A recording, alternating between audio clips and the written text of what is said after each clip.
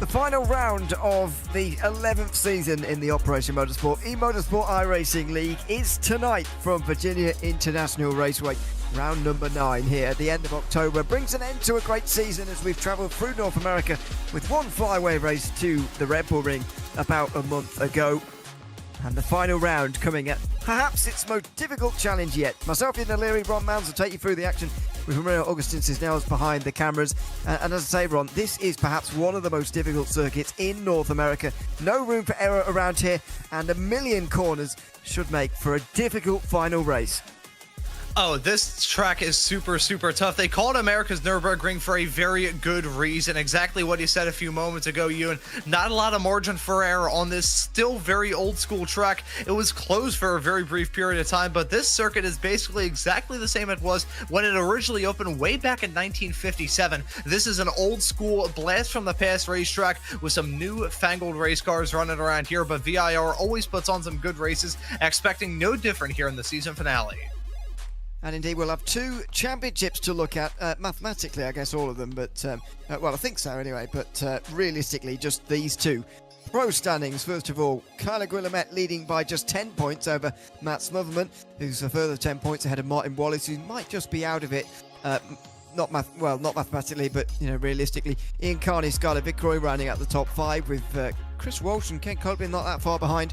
Remembering that Copeland hasn't been at most of the rounds this season, although he's been very quick. Gene Kelly, Jonathan Labby and Rodney Campbell rounding out the top 10. This is the one that's settled, 29 points for Louis Rios. You can score 37 on an evening, but I don't think he can lose it from here with the amount of drivers that will be here. Nolan Nuke second, only just in front of Philippe Chartier, with John Hicks not far behind. Then a big of a gap back to the likes of John Solana, Tanner Masters, David Bell, Cameron Lackney, and even further back to those who have been at 1 or 2 rounds this season, Cody Durkin and Chris Langdon. And then the open standings, the closest of the 3, only 8 points for Justin Bessett over Mason Cardinale, who's got up into 2nd place in the standings. Tyler Manning's in 3rd ahead of Tyler Beeman, with Francisco Vega down in 5th now after last week's race at Mosport. He's 27 points behind though Justin Bessett. If there's enough people here, which I don't think there will be, but if there is, then he might be able to jump over him. Nicholas Batista with a bit of a gap back to him, although it's still close to him even dropping out the top 10. Kyle Shelton, Zach Merrill, Jacob Little, Tyler Reed rounding out the top 10. But Rui Farinha Pereira is only 10 points behind him. So there could be some changes down there at the bottom end of that standing. 10 past 5 in the afternoon, 22 degrees Celsius on the racetrack, is 71 Fahrenheit. So nothing too warm at the moment. Just under 30 drivers, I think, on the grid for this one. Currently in qualifying, what could be quite an important qualifying session, not least for those 2 championship drivers who are both looking to win here. Tyler Guillemette currently on pole in that pro class. Justin Bessett definitely needs to improve from where he is at the moment in the open class, and at the moment he is still in pit lane, not setting a time, so taking a bit of a risk with Mason Cardinale, one of his closest championship rivals, in fact the closest, currently on the pole for the whole event as it stands just about halfway through this session. And qualifying super important here at VIR. Want to have the smoothest, most unobstructed view heading down into turn number 1 here. The opening series of corners at Virginia International Raceway, super tricky to nail down when you're running by yourself, but if you're side by side heading all through there, it's going to be even more of a tough ask. So this qualifying session may be on the higher end of the races thus far this season for the most important one throughout, doubly so considering this is the season finale. Everybody wants to end the year off strong as Ken Copeland has jumped up to the pole position. Pretty good lap time from him to jump 0.7 of a second ahead of Mason Cardinale. Copeland, a driver that we saw really impressed last time out at CTMP, and a driver that I've experienced covering in the past. Really quick racer behind the wheel of that number 18 car. Gonna look to show off his form and flex his muscles once again here in the last round of the championship. Chris Landon moves up to Thorpe as a beneficiary class driver as well, so there's 3 different classes in the top 4 at the moment, which is good to see. Matt Smotherman goes over line with a, well, unless that's wrong, an uncompetitive time so far. Indeed, it doesn't count, so he will look to go again in a moment. But the gap, look at the time gaps, absolutely massive around here. We speak all the time about how difficult this circuit is, but that's what creates this really. At the moment, the top 25 covered by 11 seconds, and not all of those will be representative times, I understand that, but even so, there are going to be seconds separating these guys. There's Tyler Guillemette, slipped a little bit from his pole position before, but he's really got to worry about Smotherman tonight, and he moves up to third. That will just help him along a little bit while he's waiting for his main rival to set his first time. Yeah, and I gotta say, on the subject of racers maybe waiting until the very end of the session to set in a time, that is an uncomfortable way to go about qualifying here at VIR. This is a lengthy lap, probably one of the longest laps that we've had from the entirety of this season here in Operation Motorsports. I mean, look at Martin Wallace's pole time, 144.193. That's on the higher end. It's a GT3 track, this. It is a site of a... I believe it's only the GT3 cars that race here every single time IMSA comes along during the summer. It's only a GT3 race. Now the prototypes run. But this track is still super tricky. Even in the cars that run around here, it's a challenge. Yeah, that's right, by the way. I'm not sure when the last time the top-level prototypes went round. Certainly not in the hypercar era. I don't even think in the DPI era, from memory. I could be wrong there. Chris Glandon pulls off to the side, knowing that's a job well done from him. He's moved up to 4th place, and that should be beneficiary class pole, with Nolan Nuke second or so behind. Ian Carney was inside the top 5. We've right on board with him through what I've got to say is a wonderful section of corners.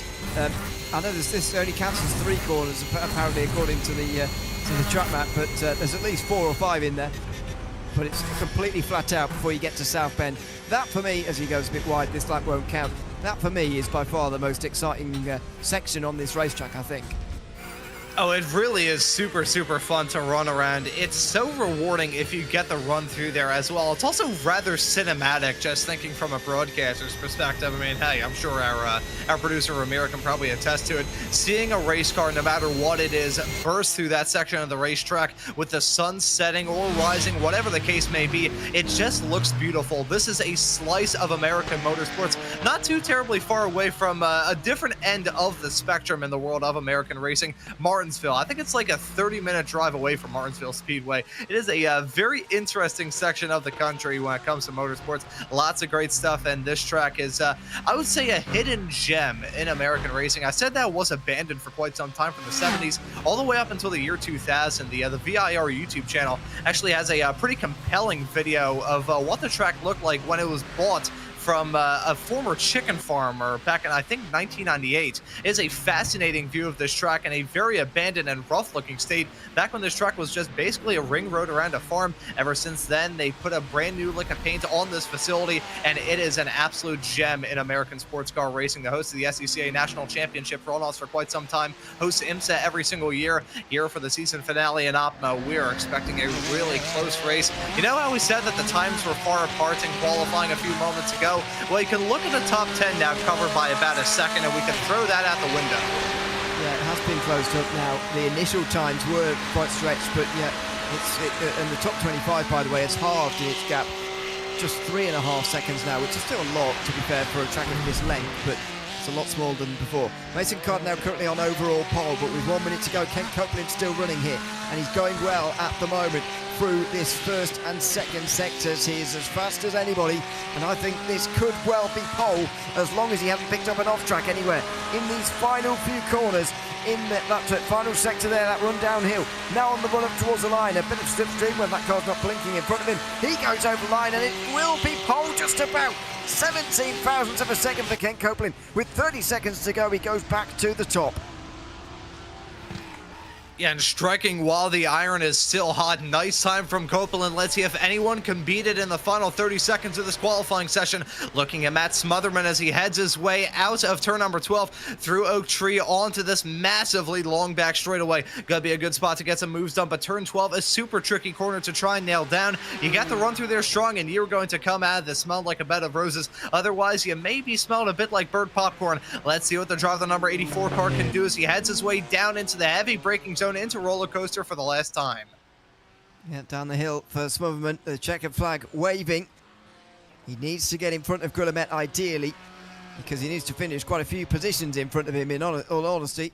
The extra point for a pole position would help as well, if he can get it here, and he will get it with this lap time right now. He'd need to gain a lot of time on his previous best, and it's close. It's close, and it'll be third. Third for Smotherman if it counts, and it does. Matt Smotherman in front of Tyler Guillemette on the grid. It's not quite the point for pole position, but it is much improved from Smotherman, who's ahead of his title rival here tonight. And a fantastic time. Let's see what these racers are going to do, as we still have more waiting to cross the line. Here's Martin Wallace for a brief period of time, held on to the pole position in the 666 car. Let's see what he can do as he heads his way out of the final corner onto that start finish straight away right now. What can Martin Wallace do? Jumps up to P6. Cardinale jumps up to the pole over Ken Copeland. Fantastic time for the driver, the 35, as Matt Wallace going to get his time invalidated, but Cardinale jumping up to the front right at the right time. And that's exactly what he needed, because Justin Bassett did not qualify. He will start from 33rd or 34th on the last row of the grid on row 17. And that is going to be massive with so many open class drivers here today. There, Tyler Reid is going to come over the line. Didn't realise there were still drivers going, to be honest, but surely now that will be the end of it. A quick thank you, by the way, to the sponsors and, of course, the admins and Tyler Reid, who is one of those. Helps us always with the points and keeping us up to speed with everything going on in the series. So thanks to him and the whole admin team here at the Operation Motorsport League for keeping us clued in here on Racebot TV. Very much enjoyed our season here in season 11, covering this series on Tuesday nights. And a thank you, of course, to the sponsors Trophy AI, CrowdStrike and Michelin for their continued support throughout season 11. Been great to have them on board throughout. And as I say, great to bring you this season. It's been thoroughly enjoyable every Tuesday night. Bassett did set a lap time, by the way, there at the end. That's why Jacob Gilday is down to 33rd, but it's only 32nd for Justin Bassett. Unsure how many open class drivers there are, but as you can see, it's the most populous class, so there is more scope to lose points. And when you've only got 8 points of a lead over Cardinale, you start to realise this is a big day now. For Justin Bassett trying to come back through the field, and we'll keep an eye on him as we will with the Pro Championship battle as well. Mason Cardinale, though, is going to be on the pole here overall tonight, ahead of Ken Copeland, who is being challenged since his return to the Operation Motorsport League. Matt Smudman and Chris Walsh line up on an all BMW row 2 in front of Charlie Guillemet and Martin Wallace then on row 3. That's two championship contenders there, although Wallace is quite a way away. Tyler Manning's 7th, ahead of Ian Carney, with Tyler Beeman running at the top 3 in open. There's Zach Pritchard, the first all-open row. Outside the top 10, it's Bradley Beeman and beneficiary class pole setter Chris Glandon. Nolan Nuke, who's in 2nd, is 13th behind him, with Tyler Reid next. Rui Farina and Louis Rios, the champion in waiting for the beneficiary classes on row 8, with Zach Merrill and Dustin Wells, then on row 9. Kyle Shelton and Jonathan Labby round out the top 20, with Nicholas Batista and Andrew Cooper on row 11.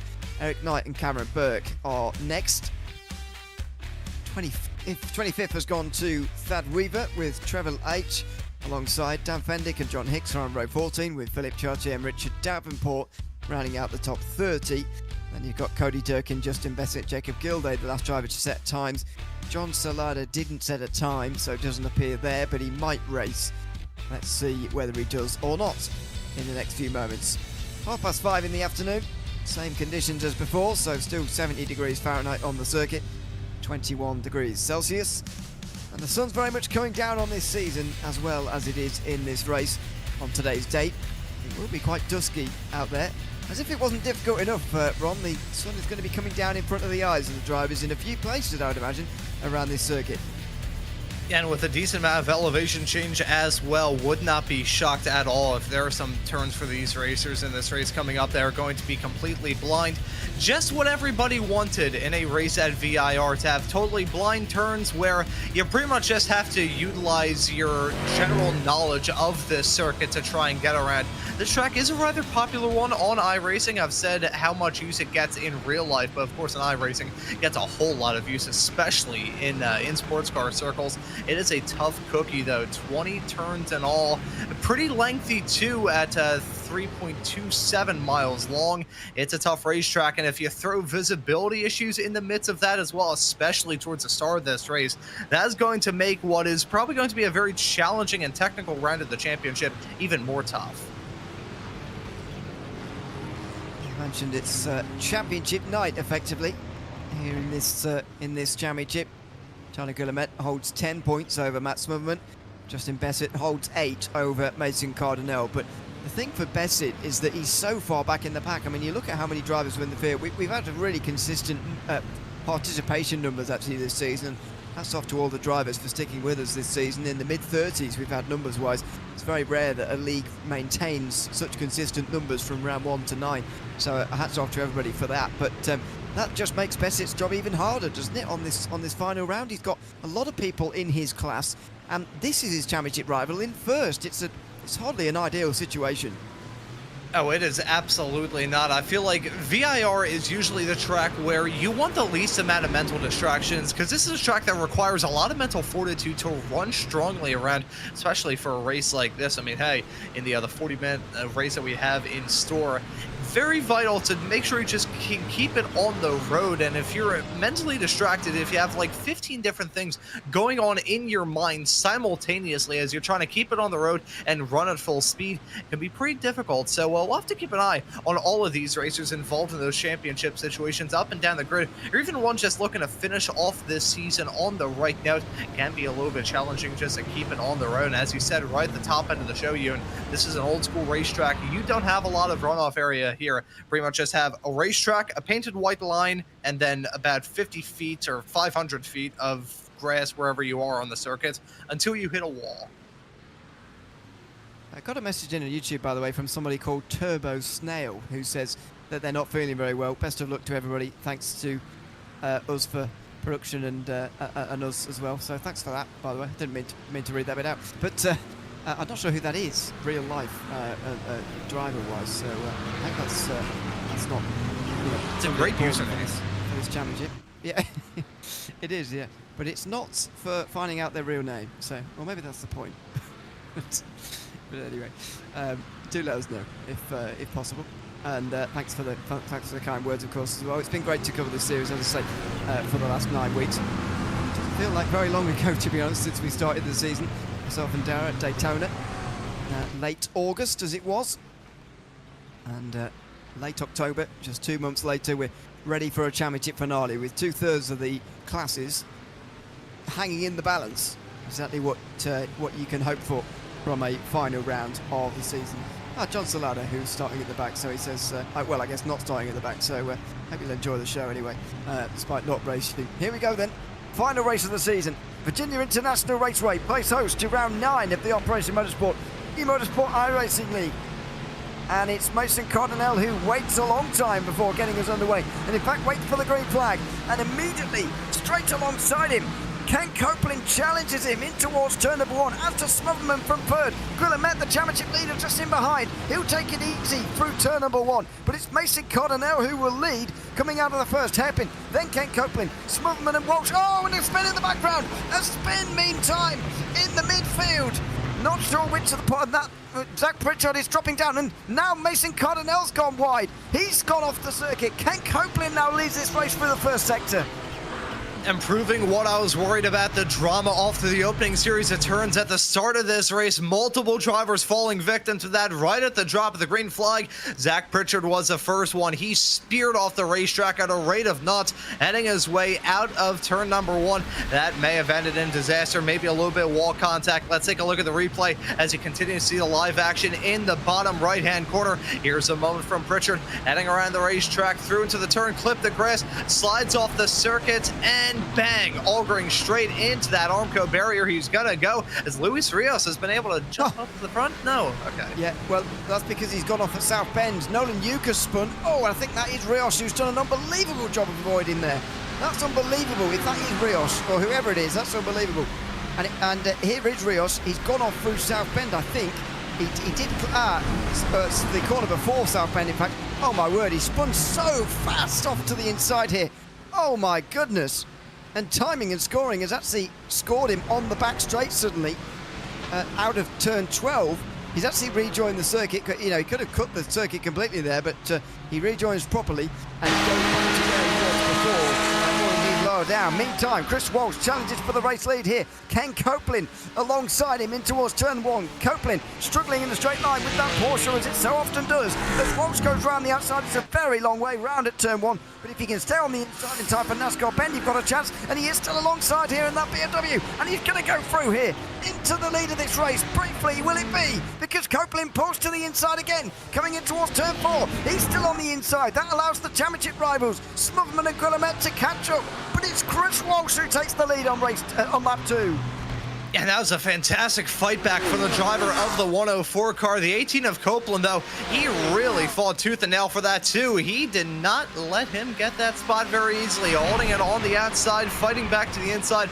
Great racing between the two of them. I always say when it comes to awesome battling, no matter what kind of car it is, takes two to tango, and those two were winning the dance competition right there. Awesome stuff with Walsh and Copeland as they negotiated the first series of corners, but you're exactly right, Ewan, and all that battling and duking it out and bare knuckle fists getting thrown at each other right at the start. You look at Matt Smotherman and Tyler Guillemette, they are right there as Walsh gonna break at the slithering effect heading down the back straightaway. The draft in these cars may not be the strongest, but the straightaway is so long that it doesn't matter what kind of draft you have, you can still make it work. As here comes Copeland fighting back to the inside, down into turn number 14. He's gonna go, not gonna be able to get that move done. So tricky to get a move done at the end of the back straightaway. You're tempting fate so much through there. Doesn't matter what kind of car you go for a move through there. There's a 50-50 chance you're either going to get that spot or end up in the wall.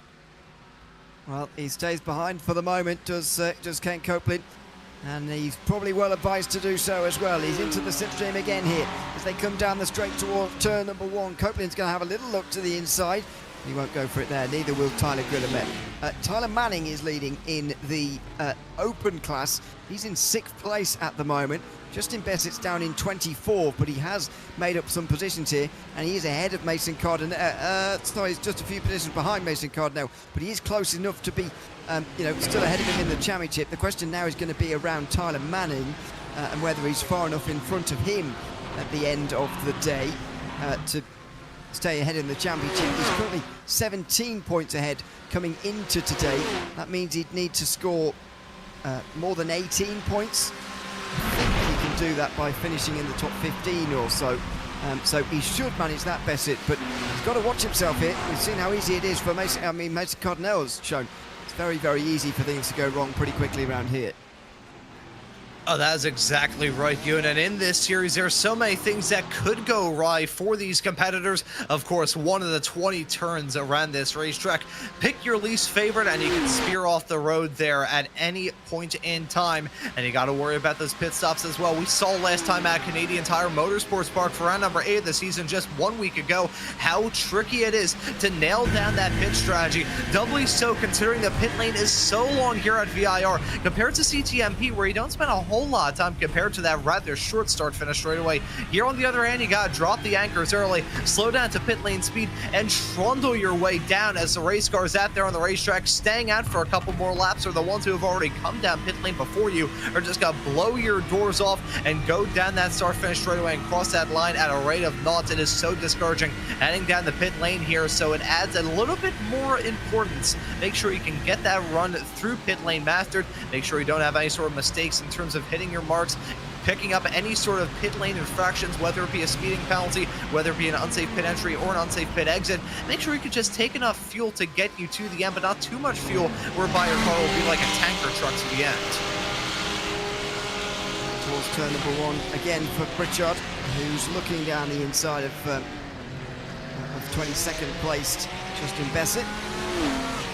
That's Bessett up another position here, and these are the positions that are keeping him in the championship at the moment, because Manning on stage tonight I think would have been very, very close to the points required, but at the moment Bessett is doing enough, I think, with 22nd, and he's got a very long way to go, of course, for even things to go wrong, obviously, but certainly for positions to be made up as well, as he's on the back of Cardinale. Who would have expected that? The driver started on pole and started in dead last, or second last I should say, or nose to tail, less than 7 minutes into the race. Says it all really about the start that Cardinale had. He was in a perfect position, and of course if he'd have won this race then Bessett would have needed to be in the top 5 as well, but that is looking like a distant thing at the moment.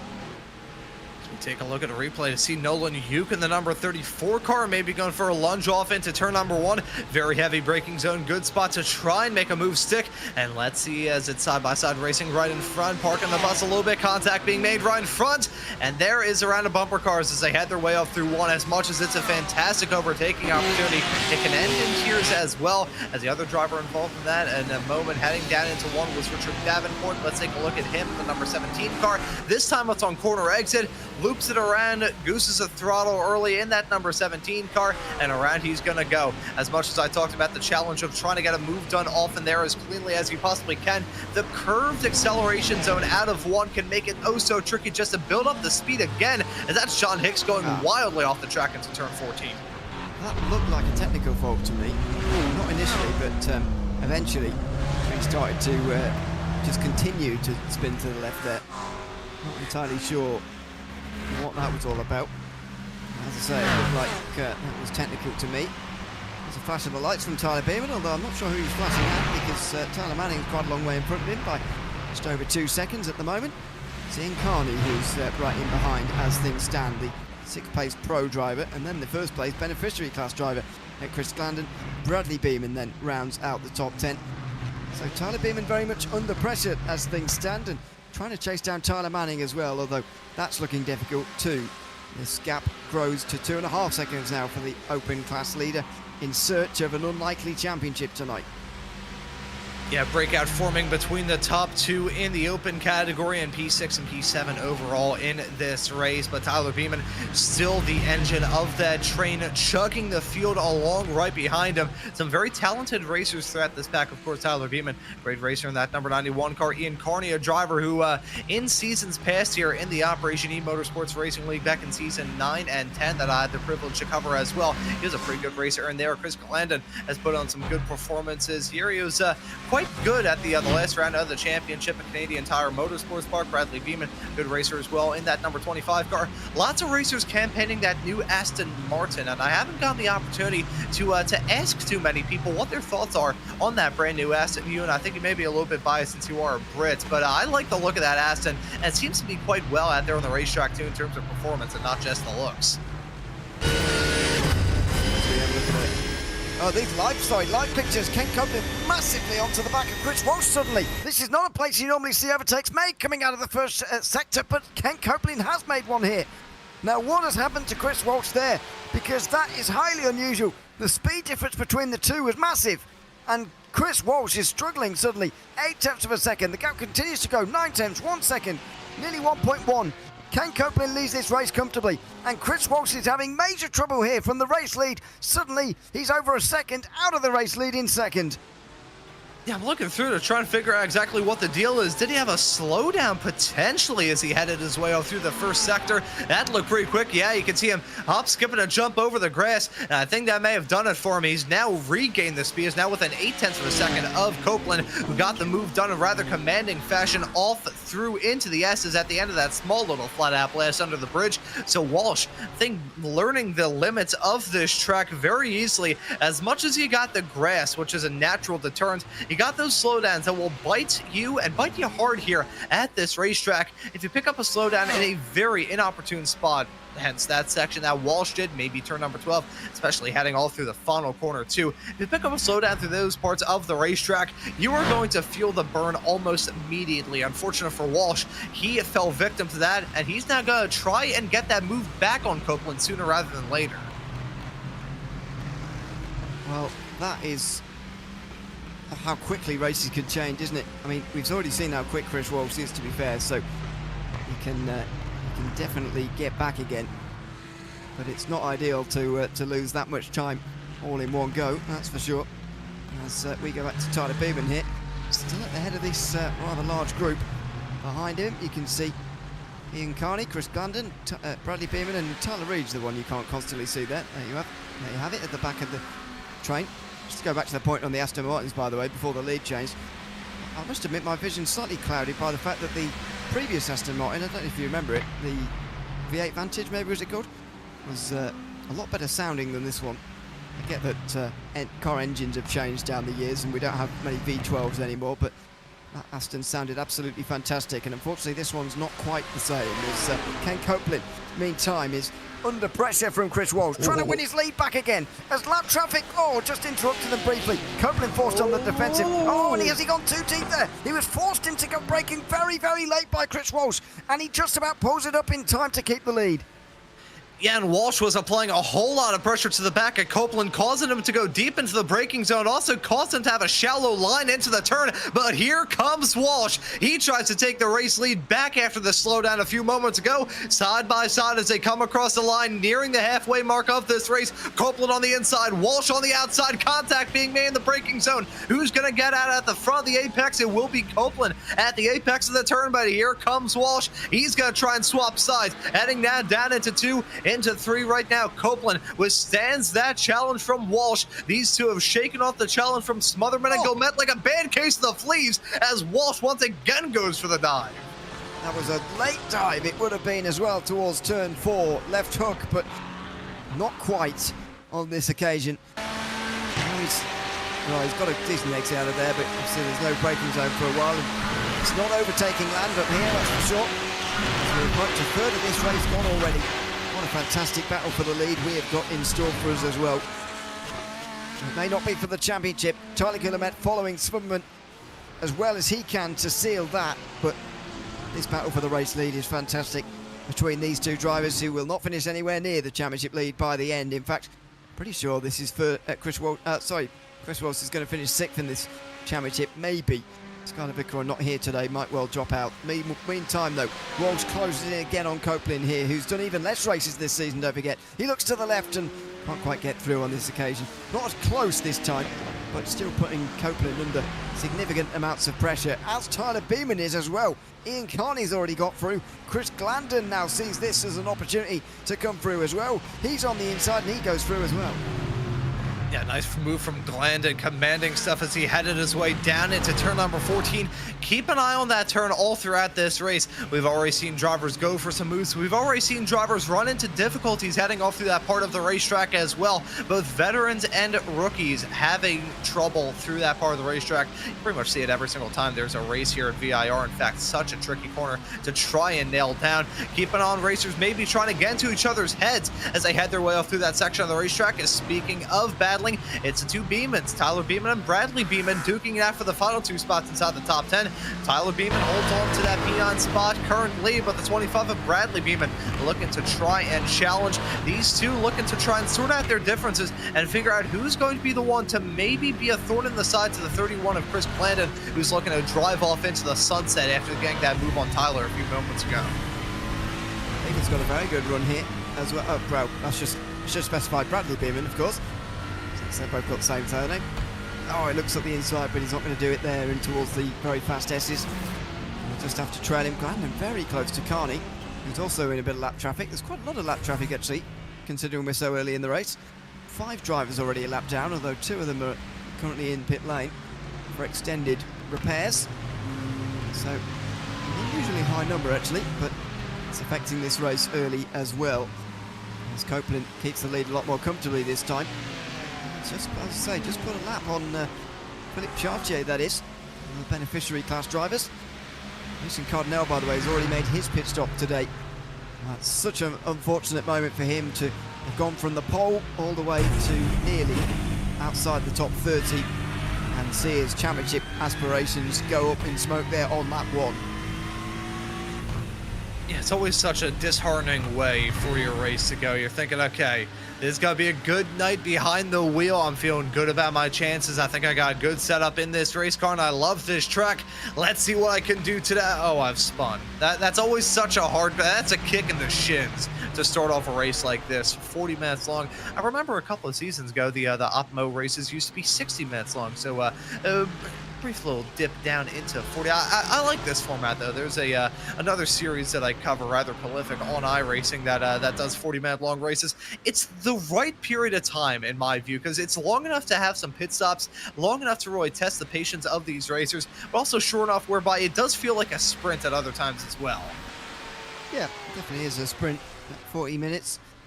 And somebody off right in front of Copeland here. That'll be Dustin Wells. Oh, gets onto the circuit straight in front of him before Oaktree. And now it's pulling onto an almost defensive line through Oaktree itself. This has got to be... Well, Walsh is actually not as close as you would expect him to be. And so he can't really take advantage here. Copeland will pull back in front of the Aston Martin. Oh dear. It's all happening here, isn't it? I don't think Wells knows where to go. Pulls to the right, to the left. Now Walsh is going to have to overtake him legitimately here. You'd hope that he'll get out of it now, Wells, and he does. So fair play to him for that, but it's always awkward to know what to do when you're a lap car in that situation, and Wells didn't entirely seem to know what to do there. Yeah, doubly so considering another quirk, so to speak, of VIR. This track is ridiculously narrow compared to most other American sports car circuits as he runs wide through there. And we may have a battle between Copeland and Walsh getting oh so close. I think Copeland had a terrible exit coming out of Hog Pen off onto that start finish straight away as Walsh has closed up that gap. Don't think he'll be close enough to really go for the dive. No, I lied. I think Walsh tried to make it stick. Did not get that move done as he's back behind Copeland once again. There you can see those racers nose to tail as they head their way now down into NASCAR Bend to turn number 3 through left hook of 4. Now, I'm surprised we haven't talked about this turn too much as a potential overtaking opportunity. Did see it in this battle between these two not too long ago as Walsh tried to go for it on Copeland, heading off into that section of the racetrack. It's just heavy enough of a braking zone and comes out of nowhere after 3, where if you really want to spook the competitors you're racing around, you can go for a lunge off through there, or at least peek a wheel down the inside. Then you'll probably get in the head of your competitors. Going back to the mental games we talked earlier. Off the circuit for Walsh, and goodness me, that's another problem for Chris Walsh, who's not had the best luck in this race. Suddenly he's nearly 2 seconds behind Ken Copeland. This meantime is not a nuke, not having a very nice time. He's already a lap down. This was actually in front of the leaders just before that incident we just saw. We can see again the moment for Chris Walsh, but nearly 2 seconds now the gap for Ken Copeland. Not the first bit of trouble for Chris Walsh, who's clearly got the speed, but you've got to have the consistency as well, and in these short races you can't afford mistakes. Oh, absolutely not. That's another thing that I like about these 40-minute long races. It does punish the mistakes pretty severely in the sense that it's not like a 60-minute long race where you have oodles of time to try and make it back, but there is just enough time where you can square the difference away. I mean, we're not even at the halfway mark of this race as we see that slide from Chris Walsh. I wonder if he clipped the grass heading off into the turn. That snap looked rather quick here in these GT3 cars. Very lucky that wasn't one of those classic GT3 slides where there's nothing you can do but just let that car completely swap ends, as Martin Wallace now making the call to come down pit lane right around the halfway mark. Probably was grass there, I would have thought. Wallace not going to spend too long in pit lane here, you would imagine. Say that. Dear me, this is a long stop, isn't it? 13.3. Surely doesn't need that much fuel. That would normally take you about 20 minutes. Well, I suppose it's 20 minutes left in the race, but you can't be out of fuel now, you would have thought. You'd have started the race with the maximum you can. Anyway, he's got a bit of insurance there, you would imagine. He'll definitely be making it to the end on fuel, at least you'd hope. Freddie Beeman now at the front of this group, ahead of Tyler Beeman, Tyler Breed. Battling for 8th place now because of that stop for Martin Wallace, who was just up in front of them at the time. Just over the half distance now. So, at the moment, Tyler Manning leads the open class, but Justin Bassett is gaining places all the time. He's 16th overall, and he's certainly in championship winning position as things stand, although he is losing quite a few points to Tyler Manning on the last day. A lot of the drivers are going to be looking at the season and thinking what could have been, because there's been multiple occasions this season where Bassett has been the consistent one, and those challenging him have made mistakes or errors or so, and those are the ones that have cost them the chance at the title here at the end of the season. And we talked about how much it hurts to have mistakes during the race, just in terms of that single result.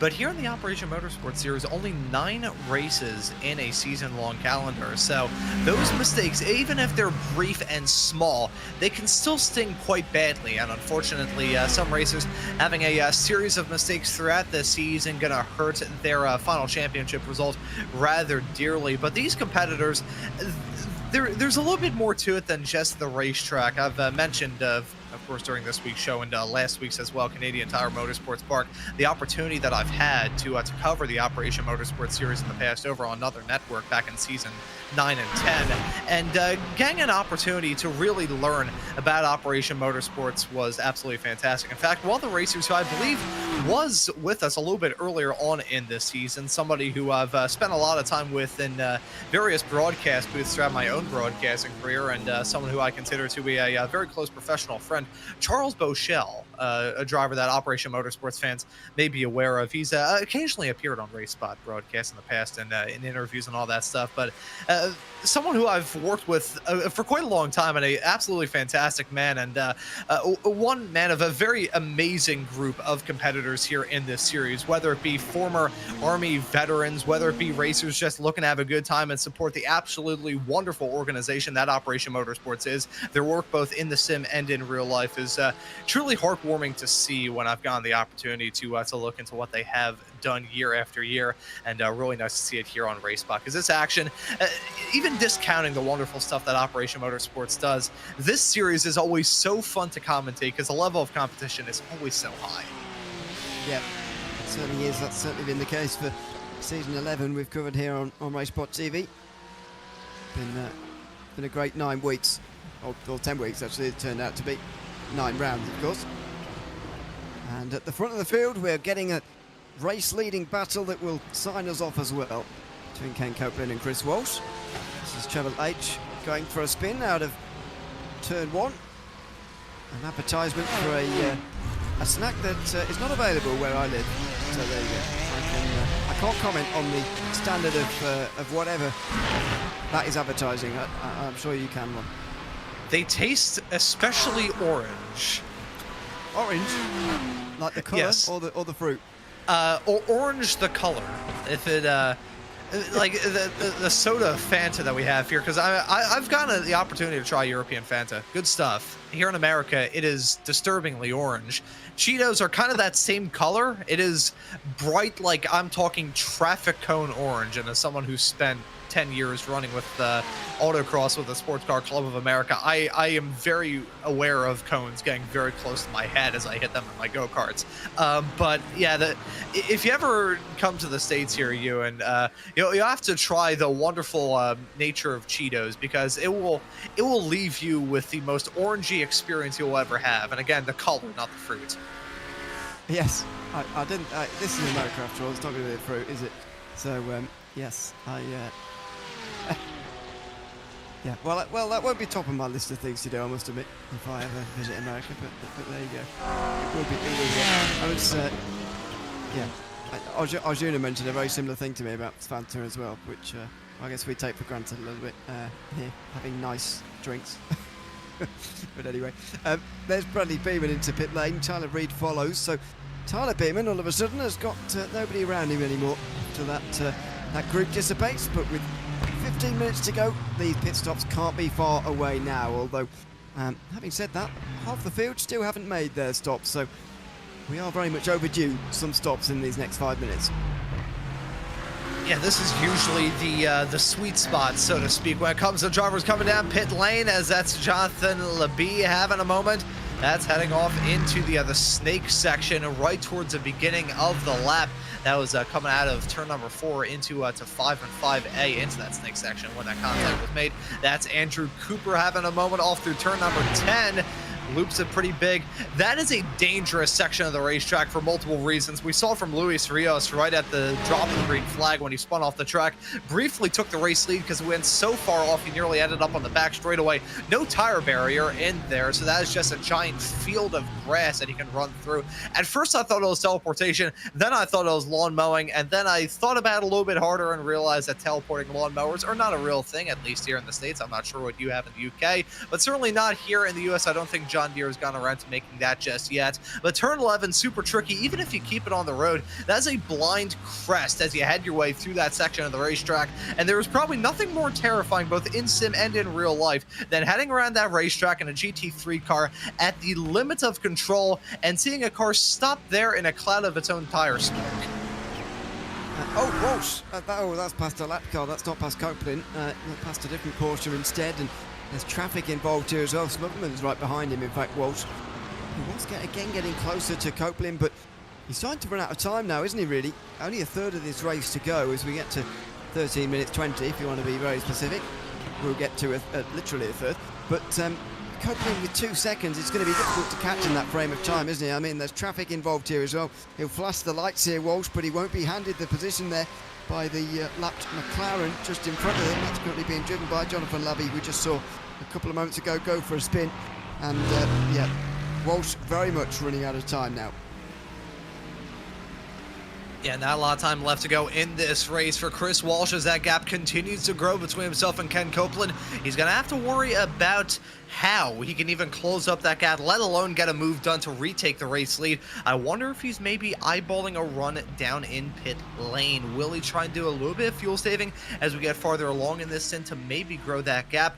He can't do that too much, though, because the gap between himself and Matt Smotherman really closing down as everybody else a little bit farther behind, running in their own little battle. Here's Chris Glandon. You have to come down pit lane. Your current leader in the beneficiary category in that number 31 car, slotted in P6 as it stands currently, although the number on the windshield would say otherwise. He is slotted in 6th, but everybody throughout this race at this point, they know exactly what sort of situation they're in, and they're going to start to strategize how exactly they can get the most out of their own battles. In the case of Walsh versus Smotherman, it's going to be a matter of Smotherman trying to close up that gap, maybe get a move done. For Walsh, it's going to be a matter of, okay, maybe I should give up the challenge from Copeland and maybe go for something else, as that's Glandon.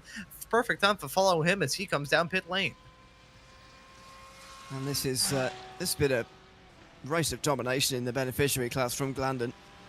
And the closest rival, by the way, is Nolan Nuke, who's a lap down. Louis Rios, who's a minute and a half down at the moment, though he has already stopped. Rios has gone under the radar in some of the races this season, so I'll just keep an eye on this as Glandon comes out the pit lane, because it is quite a long stop, and it is a second or so longer than Rios's stop, but Louis Rios is 20th, and at the moment Glandon is only just dropping outside the top 10. He'll still have half a minute. There is Rios on the back straight. He's not going to be getting past Glandon in the beneficiary class lead, but that doesn't matter too much for the moment. And look at this.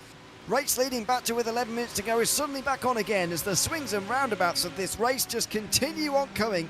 Chris Walsh, less than 1 second behind Ken Copeland. He's right in the slipstream of that Porsche now, on the way towards the chicane.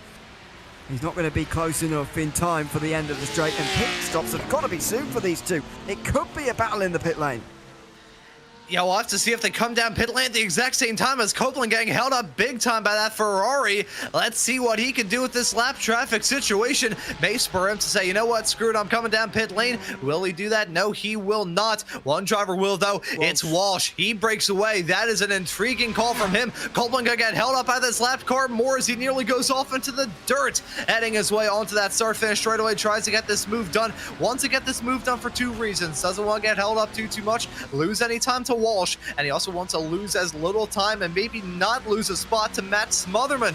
He's closed up that gap in that number 84 car. I was just going to say a few moments ago, in terms of the swing of this race, Chris Walsh was swinging forward, Matt Smotherman was looping around, he was going so fast, and Ken Copeland's chain broke. He went from about a 2-second gap back to Chris Walsh down to 0.3 of a second in the span of about a lap and a half. I'm not sure whether or not that car has sucked up a ton of gasoline gunk out of the bottom of that tank has just dropped down in power, what the deal is. Copeland went from running smooth to really running into difficulties. I wonder if a slowdown may have had a factor in that number 18 car dropping back.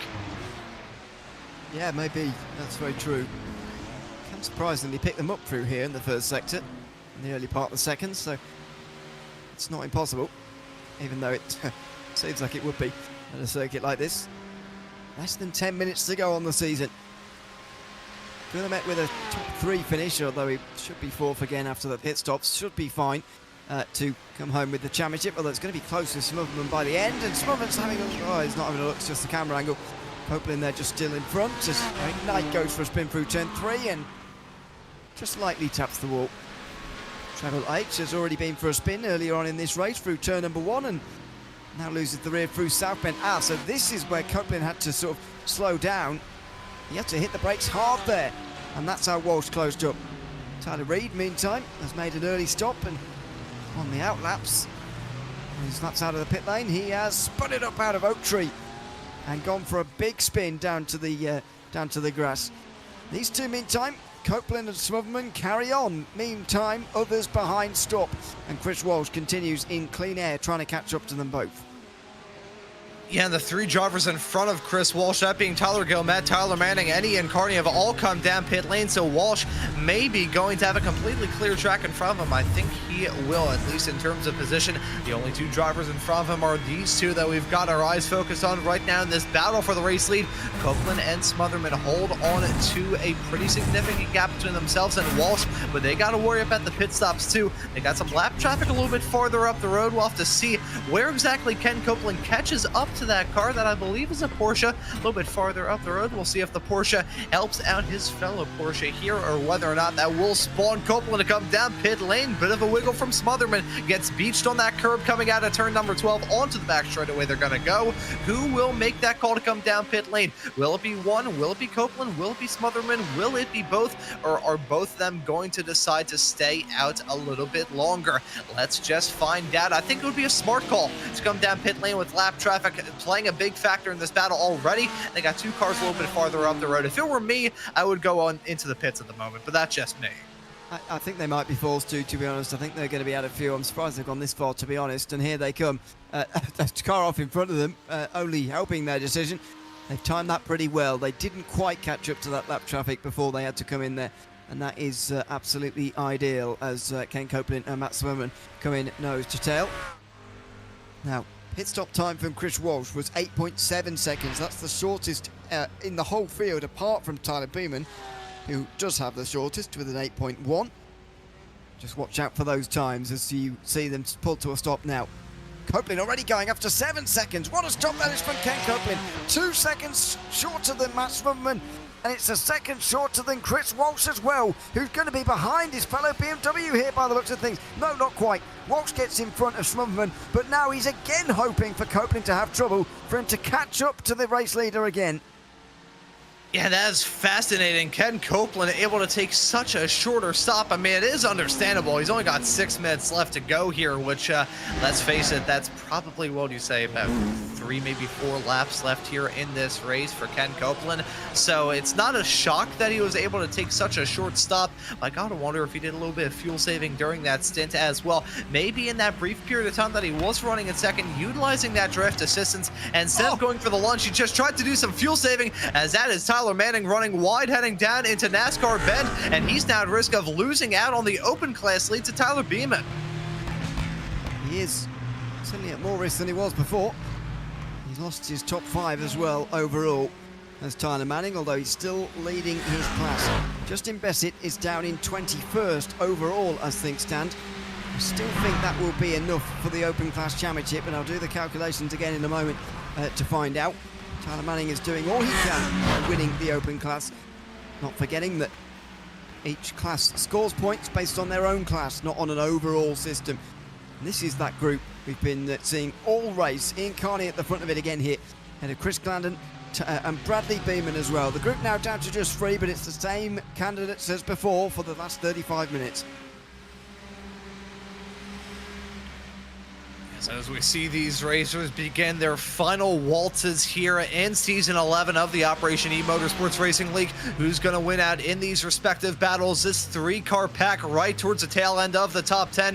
Who's going to cling on to that last spot? Who's going to come out of all of it smelling like a rose? Will it be Ian Carney, who holds onto that P8 spot at the moment? Will it be Chris Glandon, who's running right behind the meat of that sandwich? Or will it be Bradley Beeman looking to try and be up there with Tyler, the same namesake, holding on to P7 at the current moment? I'm sure Beeman's looking for a little bit more, but he has about a 3-second gap between himself and Tyler Manning, which may be a bit of a steep hill to climb with only 4 minutes left to go in this race. Martin Wallace runs in front of both of them. He could very well dictate how this battle shakes out. If Wallace and Manning start to duke it out, then Tyler Beeman has got to close up to this battle in no time. So look at these two to maybe start duking it out. That could be a breath of fresh air for the driver of the number 91 car, and a big opportunity for him to jump into that open class lead. By the way, I just did the calculations for the championship. Bessett would lose 16 points as it stands, I think. to Manning. He holds a 17-point lead at the moment. I think he would still win on countback because he's been up there so often this season, but could be wrong on that. He won't want to lose another place, that is for sure, and he's got, luckily, 8.5 seconds behind, so he just needs to hold position at the moment, Justin Bassett, and he should be good. Less than a second for the lead again. Copeland, Walsh, Smotherman. Tyler Guillemet, by the way, doing enough. He's only losing 2 points of his 10 that he's got over Matt Smotherman at the moment. Stan Fendick gets a black flag. He was the driver at one stage. He was in front of the leaders, by the way. Ken Copeland and Matt Smotherman, as it was at the time when Chris Walsh came in to pit a little bit early. So they went over the line that time round. That might have been 2 laps to go only in this season as Martin Wallace continues on the top 5 just in front of Manning. Again, doing all he can and hoping for a Bassett mistake late on here. Yeah, that's what it comes down to in the final laps of this race. We've talked about the challenge of VIR all throughout this broadcast, how challenging this series is, how competitive it is, how challenging this track is, how challenging these cars can be. Challenging has really been the word all throughout the night. These racers have coped with the challenge brilliantly, though, but it all comes down to a matter of the final few laps.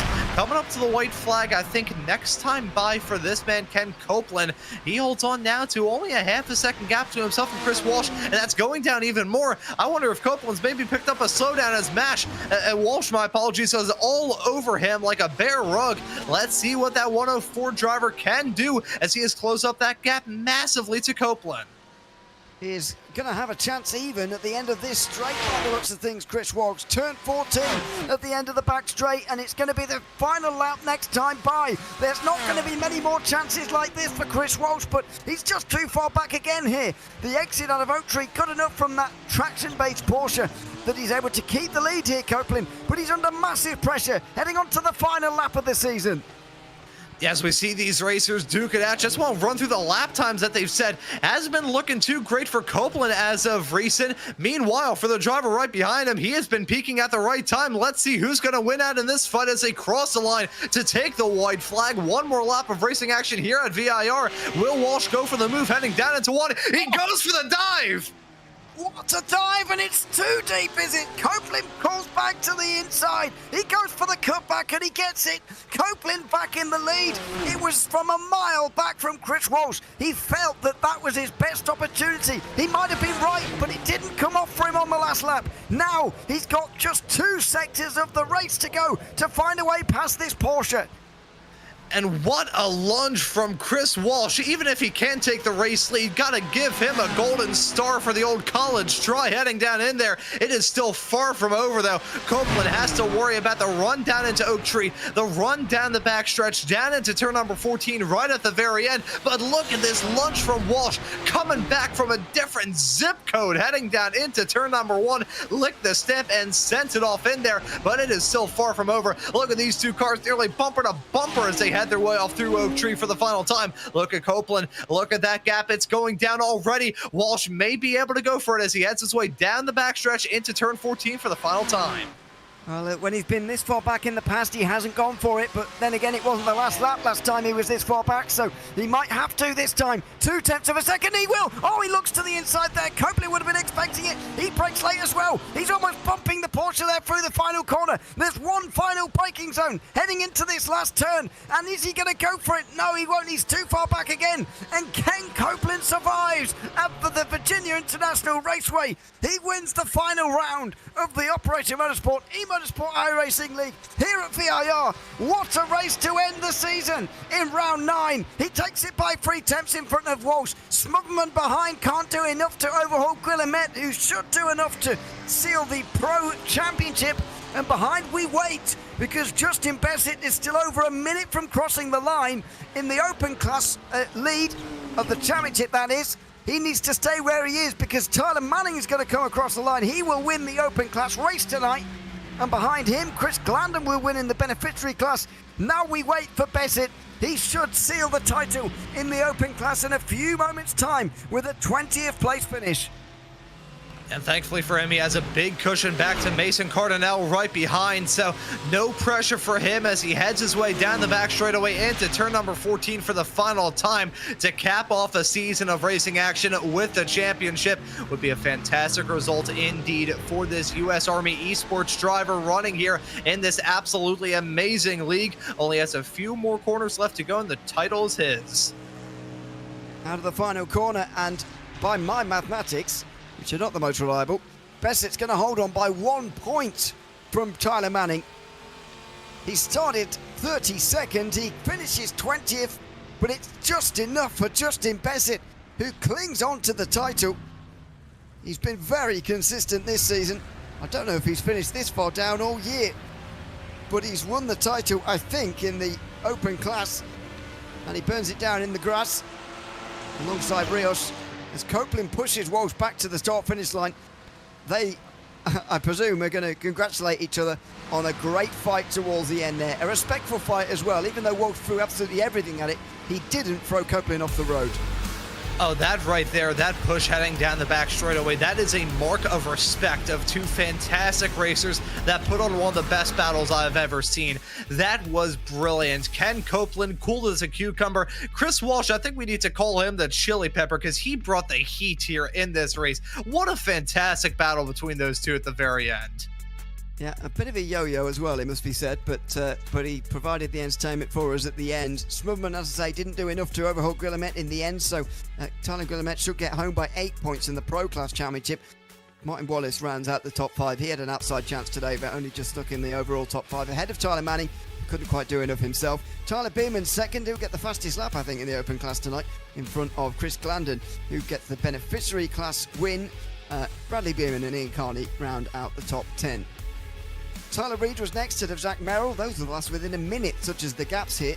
Carl Shelton held on from Rui Farina with Andrew Cooper running up the top 15. Nicholas Batista was next to Cameron Burke with Louis Rios second in the beneficiary class. He will win the championship there, by the way, although that was confirmed at the race start tonight. Zach Pritchard 19th ahead of Justin Bessett, who rounds out the top 20 with an open class title. Mason Cardinale qualified on pole, but unfortunately finishes 20 places lower. Eric Knight, Jonathan Labby and Fab Weaver round out the lead lap drivers. Nolan Nuke was the final beneficiary podium driver. He finished ahead of Philip Chartier, Cody Durkin, John Hicks and Dan Fendick, who all join him 1 lap down. Trevor H finishes 2 down in 30th, as does Richard Davenport in 31st. Justin Wells, Jacob Gilday and the non-starter John Salada not seeing the checkered flag tonight. Well, we haven't got anybody waiting at the moment for a chat, so we'll talk amongst ourselves for just a moment, Ron. Firstly, on the leading fight there between Copeland and Walsh, as I say, Walsh threw absolutely everything at that. That dive down the inside at turn 1 on the last lap was the sign, really, I think, of a driver desperate to get past, but desperate also not to cause a crash, and they balanced those two, the both of them, expertly well. You know, Ewan, I think you can 100% back me up here in saying that a battle like that is an absolute dream for us commentators to get the opportunity to talk about. That is where we know that we fully love our job, when we see drivers battling so hard yet so respectfully, just duking at right at the very end as we see the formation at the end of this season.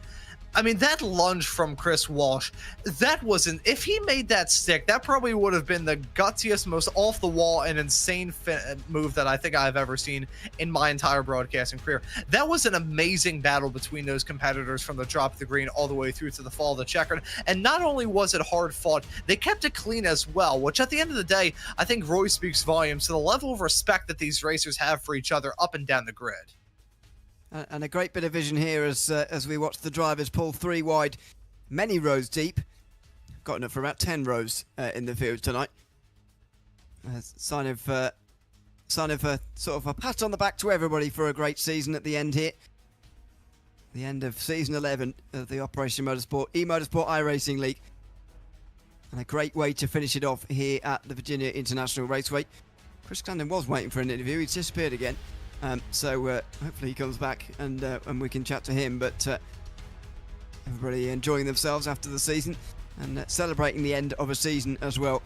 I think we should just give a mention to the other championship winners. Of course, Tyler Guillemette, who had a quiet race today, finishing 4th place, winning the Pro Class, and Justin Bassett, who didn't have a particularly quiet race, but he got up to exactly where he needed to by 1 point win the title here, we believe, and Louis Rios, who was confirmed the title winner at the beginning as well. But especially for Bassett, that's a great run through the field. We'll talk on that again in a moment, but just while we've got him, Chris Glandon is waiting for us so we can chat to the beneficiary class winner tonight. Chris, welcome in. Good to have you with us, and congrats on winning the final race of the season in the beneficiaries class. Wasn't a particularly big battle for the class win, but it was for overall positions tonight. Just talk us through that group you were involved in with guys like Bradley and Tyler Beeman and Ian Carney, all sorts of other drivers, Tyler Reid as well, all sorts of drivers in the top 10 there. How was that? Thanks, Ewan. Yeah, it's been a really fun race. Those guys are definitely quick. I was just trying to do my best to keep up with them, but at the same time, I just wanted to finish off the season with a bit of a race and a bit of adrenaline, you know. Yeah, and ends the season nicely for you. You should move up to 9th in the standings as well. Not that that is, particularly important at this stage. How have you found the season overall? I know you've not been here every time. How have you found it though when you have been here? I think the group of guys and gals that are racing in this league are just absolutely top notch. Everything from the organization, from Tyler Reid to yourself, Ron, and yourself, Ewan, for commentating. I just love watching the replays. You guys do a terrific job, and I don't think it'd be anywhere near as fun without you guys. Well, thanks very much. We hope that we'll speak to you again soon, of course, but for now, congrats on the win tonight, Chris, and thanks again for coming to have a chat with us at the end. All right, thank you. Have a good night.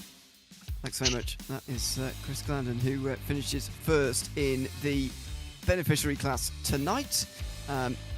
Louis Rios is down there as well, so we can chat to him as always. Louis, welcome in. Good to have you with us. Second place for you tonight, although, of course, a long way behind Chris. Guess that was always going to be the case after the qualifying that took place and the way the race unfolded as well. But how did you find a very challenging VIR tonight? Oh, I found it a lot of fun, actually. Even though I know I ended up where I ended up, it was a fun recovery race, given the circumstances. Of course, the championship was pretty much confirmed on the way in tonight. How have you found the season overall, though? You've come out with the title, but in terms of enjoyment and everything else in between, how have you found it? I definitely had like a lot of ups and downs in the season. I know I've been consistent as far as podium finishes and whatnot, but yeah, just kind of the difference between what I've been putting out in qualifying or in practice and then what I'm putting out in the race has kind of been a little further off than I'd like it to be. But overall, a really fun season, man, racing with these guys. A lot of these guys in this Ben class are getting faster and faster every year, so it's great competition. And then just the whole multi-class aspect of it just makes it such a good time. Absolutely. Well, it's great to have you a part of it this season, of course. Thanks for coming to chat to us after, I think, every round this season, though. And once again, hopefully we'll speak to you again very soon. Yeah, once by accident again. Yeah. One time not deserved, but hopefully I made up for that. Thank you again, Ewan, for you guys putting on an awesome broadcast, man. Can't wait to watch this back, even though I know what ends up happening with me. It was a great season. Thank you to all the sponsors, man. Thank you to Optima for putting this together. I can't wait for the next season to come. Thanks so much. That's Louis Rios, second place tonight in the beneficiary class, and of course champion in that class as well. And finally, maybe not finally, but next anyway, Justin Bassett has popped himself in there, so we can have a chat to Justin as well. Welcome in, Justin. Good to have you with us. And as far as our mathematics concerned, you'll be the open class winner this season, the champion by just a point or so at the end, but a race of fighting your way through after qualifying down in 32nd. How did you find working your way through the field tonight? Yeah, I mean, tonight was just one of those nights. Computer was giving me issues, so I didn't get to put down a qualifying time. Didn't have my spotter going. Tires didn't gun check when I hit the button, but kind of did everything else right throughout the rest of the season, and had that drop to fall on. And yeah, they just posted final points, 1 point over Tyler Manning. Were you aware, by the way, how close it was, or were you just racing? I've been doing math all week. I calculated that if Mason did max bonus points and won the race, he would beat me by 2 points where I was at. So I had to finish Right. third to best my previous best, or my drop. Yeah, well, it sounds like you have worked it all out beforehand. But that's the way to do it. Absolutely. Have you found the season overall? We haven't had the chance to chat to you so much, but you are the champion. How have you found it in terms of the season, though? Apart from the results side of things. I found it awesome. Finding my way into Operation Motorsport, came through a teammate on the U.S. Army esports team. He invited a bunch of us to come on over and try it out in GT3, and some of the guys over here have really helped me with understanding telemetry and setups, and I feel like from the start of this season till now, I've progressed as a driver significantly. Really great mission, how they tie it to real world racers, vets currently serving, or even just allies of the military. It's a really awesome group to be part of, and it's a great group of racers. Great stiff competition from top to bottom. Yeah, absolutely, and it's been great to have you a part of it this season as well, Justin. Of course, congrats on the title, and well done on getting all the maths sorted, by the way, knowing exactly where you needed to be, because that's exactly where you finished at the end. Congrats on that tonight, and thanks for coming to chat to us at the end as well. Thank you, guys. See you next season. Thanks so much. That's Justin Bessett, the Open Class champion, by just 1 point. As Justin said there, the final points have been posted very quickly, so they won't come up on screen, but I will read them out to you, at least the top guys. In the pros, Charlie Gurnamet does indeed hold on by 8 points ahead of Matt Smudman. Martin Wallace will finish third in front of Ian Carney, and Chris Walsh, who jumps into the top 5 at the end because of that second place. Ken Copeland jumps to 6th with that win. In the beneficiary class, Louis Rios did indeed have enough tonight. He's 31 points in front of Nolan Duke at the end of the season. Philip Charte stays third with his result tonight, and Bessett does indeed but hold on by 1 point. Tyler Manning 1 point off in second. Mason Cardno only 7 points behind in third. Tyler Beeman only 11 points behind in fourth. And if that run doesn't say enough about this season, then I don't know what does. The Open Class has certainly been the closest of them all.